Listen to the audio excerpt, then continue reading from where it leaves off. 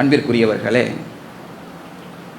அல்லாஹுடைய இந்த மார்க்கத்தை கடைபிடிக்கக்கூடிய முஃமின்களாக இருக்கக்கூடிய நாம் நம்முடைய லட்சியமாக எதை வைத்திருக்கிறோம் என்றால், நிரந்தர வாழ்க்கையாக இருக்கக்கூடிய அந்த மறுமையிலே சொர்க்கத்தை அடைய வேண்டும். இதுதான் நம்முடைய லட்சியம்.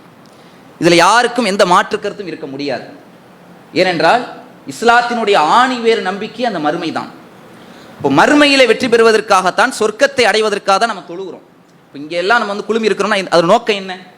இதை பயான் கேட்டு தொழுதுட்டு போகிறதுனா எதுக்கு? இதன் மூலமாக அல்லாஹ் எனக்கு நன்மையை பதிவு செய்யணும், அதுக்கு அல்லாஹ் எனக்கு சொர்க்கத்தை கூலியா தரணும், இதானே. அப்போ நாம் வைக்கக்கூடிய நோம்பிலிருந்து, நாம் செய்யக்கூடிய ஹஜ்ஜிலிருந்து, தான தர்மங்களிலிருந்து எல்லாமே ஒரு இறை நம்பிக்கையாளன் அடிப்படை நோக்கமே மறுமையிலே சொர்க்கத்தை அடைய வேண்டும். இதுதான். அப்போ இதில் நாம் வெற்றி பெற வேண்டும் என்றால், சொர்க்கத்தை அடைய வேண்டும் என்றால், அதற்கு மார்க்கம் ஒரு இலகுவான வழிமுறையை தான் நம்ம காட்டி தருது. ரொம்ப கஷ்டம்லாம் இல்லை. அந்த வழிமுறைகள் நம்ம பின்பற்றி விட்டாலே இலகுவாக சொர்க்கத்தை அடைந்து விடலாம். அந்த வழிமுறைகளை யார் புறக்கணிக்கிறார்களோ அவர்களுக்குத்தான் நஷ்டம் என்றும் திருமறை குர்ஆன்ல அல்லாஹ் சொல்லி காட்டுகிறான்.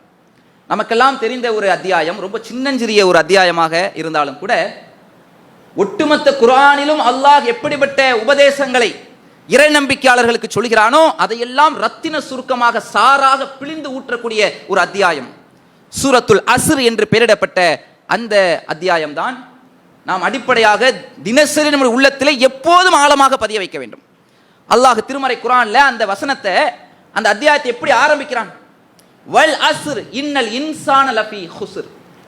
காலத்தின் மீது சத்தியமாக மனிதன் நஷ்டத்தில் தான் இருக்கிறான். அல்லாஹ் இப்படித்தான் அந்த வசனத்தை ஆரம்பிக்கிறான். இது பார்க்கும்போது நமக்கு ஒரு அதிர்ச்சியா இருக்கும். என்னடா இது, அல்லாஹ் இவ்வளவு உறுதியாய்த்து சொல்றானே. ஒரு மனிதன் என்றால் அல்லாஹ்வை தவிர வேறு யாரின் மீது சத்தியம் பண்ணக்கூடாது. இது நம்ம அடிப்படையாக புரிஞ்சுக்கிறணும். ஆனா அல்லாஹ் தன்னுடைய படைப்புகள் மீது என்ன செய்வான்? சத்தியமிடுவான். அல்லாஹ்வுக்கு மட்டுமே இருக்கக்கூடிய ஆற்றல், அவனுக்கு மட்டுமே இருக்கக்கூடிய அதிகாரம் அது. அப்ப அல்லாஹ் சொல்கிறான், காலத்தின் மீது சத்தியமாக மனிதன் நஷ்டத்தில் தான் இருக்கிறான். இப்ப அல்லாஹ் ஒரு விஷயத்தை சொல்லிவிட்டான் என்றால் அது உண்மைக்கு மாற்றமா இருக்குமா? இருக்காது. அப்படி என்றால் மனிதன் நஷ்டத்தில் இருக்கிறான்னா அப்ப நம்முடைய நிலையெல்லாம் என்ன? ஒரு பயம் வருதா இல்லையா? இந்த வசனத்தை படிக்கும் போதே ஒரு இறை நம்பிக்கையாளருக்கு, ஒரு இறையச்சவாதிக்கு ஒரு அச்சம் வருமா இல்லையா? அப்ப நாம் தொழக்கூடிய தொழுகையினுடைய நிலை என்ன? நாம் வைத்த நோன்புடைய நிலை என்ன? நாம் செய்கிற ஹஜ்ஜுடைய நிலைமை என்ன? அல்லாஹ் நஷ்டவாளின் தானே அப்படின்னு அச்சம் வரும். ஆனால் அந்த அச்சத்தை போக்கக்கூடிய வகையில் அதற்கு அடுத்து வரக்கூடிய அந்த வசனங்கள்ல அல்லாஹ் சில விஷயங்களை விதிவிலக்காக சில நபர்களை பற்றி சொல்கிறான். சிலரை தவிர அப்படின்னு. மனித நஷ்டத்துல இருக்கிறான், ஆனால் சிலரை தவிர. அந்த சிலர் மட்டும்தான் வெற்றியாளர்கள். அந்த வெற்றியாளர்கள் லிஸ்ட்ல நீங்க இருக்கணுமா? அந்த சிலர் யார் தெரியுமா? ஒரு 4 விதமான செயல்களை அல்லாஹ் சொல்றான். அந்த 4 செயல்களை யார் கடைபிடிக்கிறார்களோ அவர்கள்தான் வெற்றியாளர்கள். அந்த 4 செயல்களை யார் புறக்கணித்து விட்டார்களோ அவர்கள் கண்டிப்பாக காலத்தின் மீது சத்தியமாக நஷ்டவாளிகள் தான் என்று அல்லாஹ் சொல்றான். அப்போ எப்படி இந்த இறை நம்பிக்கையினுடைய சுவையில் அந்த 3 அம்சங்கள் நமக்கு முக்கியமா இருக்குதோ, அதே போன்ற நம்முடைய வாழ்க்கையில, ஒட்டுமொத்த வாழ்க்கையிலும் ஒரு இறை நம்பிக்கையாளருக்கு அல்லாஹ் சொல்லக்கூடிய 4 விஷயம் நம்மள்ட்ட இருக்குதா அப்படின்னு பார்க்கணும். அல்லாஹ் திருமறை குர்ஆன்ல அந்த வசனத்துல சொல்றான், இல்லல்லதீன ஆமனு வ அமிலு ஸாலிஹாத் வதவா சௌபில் ஹக்கி வதவா சௌபிஸ் சப்ர். இறை நம்பிக்கை கொண்டு நல் அமல்கள் புரிந்து உண்மையை போதித்து பொறுமையையும் யார் போதித்துக் கொள்கிறார்களோ இவர்களை தவிர. இந்த வசனம் விளங்குதா? இதில் அல்லாஹ் சொல்லக்கூடிய இந்த 4 நபர்கள் யாரு? 4 செயல்கள் அல்லாஹ் சொல்றானே. அந்த 4 செயல்கள் என்ன? ஃபர்ஸ்ட் ஈமான், ஈமான் கொள்ளணும். அடுத்து வ அமிலு ஸாலிஹாத், அமல்கள் செய்யணும். அடுத்து உண்மையை போதிக்கணும். அதுக்கடுத்து பொறுமையையும் போதித்துக் கொள்ளணும். இதுல நம்ம கவனிக்க வேண்டிய விஷயம் என்ன தெரியுமா? இன்னைக்கு ஏராளமான நபர்கள் அல்லாஹ்வை ஈமான் கொண்டிருக்கிறோம். இறை நம்பிக்கையாளராக வாழக்கூடிய பல நபர்களிடத்துல மற்ற இந்த 3 அம்சங்கள் இருக்குமான்னு பார்த்தா பல இடத்துல இருக்காது. ஈமான் கொண்டிருப்பாங்க, அஸ்திவாரத்தை கரெக்டா போட்டிருப்பாங்க. அடுத்து அல்லாஹ் சொல்லக்கூடிய வாமிலு ஸாலிஹாத், நல்லறங்கள் புரியணும் அல்லாஹ் சொல்றானே. நல்ல அமல்கள் செய்வதில் ரொம்ப அலட்சியம் உள்ளவர்களாக, பாராமுகம் உள்ளவர்களாக இருக்கக்கூடிய பல நபர்களை பார்க்கிறோம். ஈமான் இருக்கும், ஷிர்கின் பக்கம் போக மாட்டாங்க, அல்லாஹ்வை சரியான முறையில் நம்பிக்கை கொண்டிருப்பாங்க. ஆனா அவங்கள்ட்ட தொழுகை இருக்காது, சில திக்ர்கள் இருக்காது, பல்வேறு அமல்கள்ல, அவங்க நல்லறங்கள்ல, உதவி செய்யறதுல, எந்த தான தர்மங்கள்ல அதுல எல்லாம் அலட்சியம் உள்ளவர்களா இருப்பாங்க. இப்படி இருக்கக்கூடாது. இதை பற்றியும் அல்லாஹ்விடத்தில் விசாரணை இருக்கிறது. அப்ப அல்லாஹ்விடத்தில் நாம் வெற்றியாளராக ஆக வேண்டும் என்றால் ஈமான் கொள்வதோடு நல் அமல்களில் புரிய வேண்டும், நல்லறங்கள் செய்ய வேண்டும். இதை அல்லாஹ் சொல்றான்.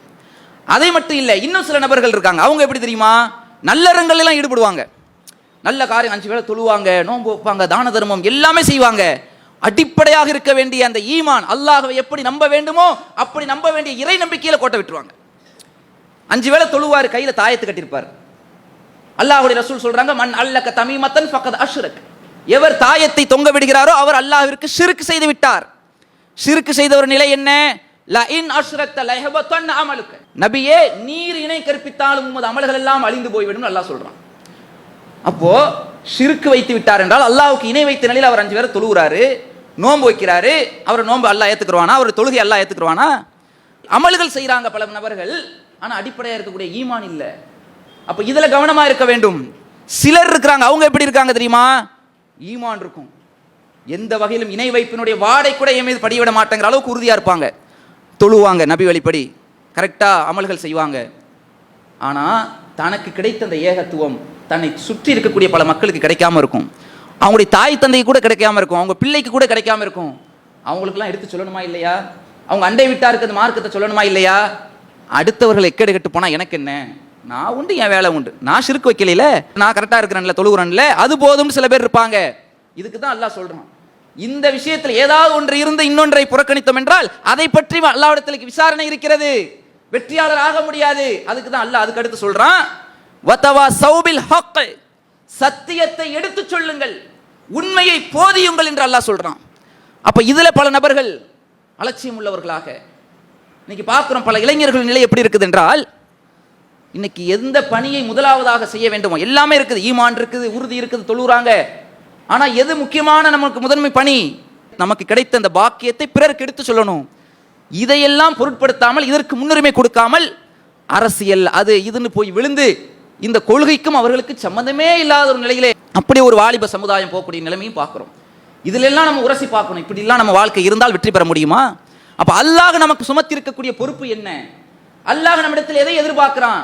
வெறும் இறை நம்பிக்கை மட்டும் எதிர்பார்க்கல, இறை நம்பிக்கையோடு நாம் செய்யக்கூடிய அமல், அடுத்து சத்தியத்தை எடுத்து சொல்வது. அது போன்ற சத்தியத்தை பின்பற்ற நேரத்தில் பல்வேறு சோதனைகள் வரும், பல்வேறு துன்பங்கள் வரும். அப்படியெல்லாம் வரும் பொழுது நாம் சகிப்புத்தன்மையை கடைபிடிக்க வேண்டும். நாம் பொறுமையை கடைபிடிப்பதோடு மட்டுமல்லாமல், நாம் சுற்றி இருக்கக்கூடிய மக்கள் ஏதும் கஷ்டத்தில் இருந்தார்கள் என்றால் அவர்களுக்கும் சகிப்புத்தன்மையை போதிக்கக்கூடியவர்களாக, பொறுமையை எடுத்துச் சொல்லக்கூடியவர்களாக இருக்க வேண்டும். இந்த 4 செயல்களை யாரெல்லாம் பின்பற்றுகிறார்களோ இவர்கள்தான் அல்லாஹ்விடத்தில் வெற்றியாளர்கள். இந்த 4 யார் புறக்கணிக்கிறார்களோ அவர்கள்தான் நஷ்டவாளிகள் என்று காலத்தின் மீது சத்தியமிட்டு அல்லாஹ் சொல்லி காட்டுகிறானே. ஆக அன்பிற்குரியவர்களே, அல்லாஹ் சொல்லக்கூடிய அந்த நஷ்டவாளிகள் என்கிற லிஸ்ட்ல இல்லாமல் அல்லாஹ் சொல்லக்கூடிய இந்த வெற்றியாளர்களுடைய பட்டியலில் சொர்க்கத்தை பெறக்கூடிய நன்மக்களாக வல்ல ரஹ்மான் நம் அனைவரையும் ஆக்கி அருள் புரிவானாக என்று பிரார்த்தித்தவனாக எனது உரையை நிறைவு செய்கிறேன். வாஹிர் தஹ்வானா அல்ஹம்துலில்லாஹி ரப்பில் ஆலமீன். அஸ்ஸலாமு அலைக்கும்.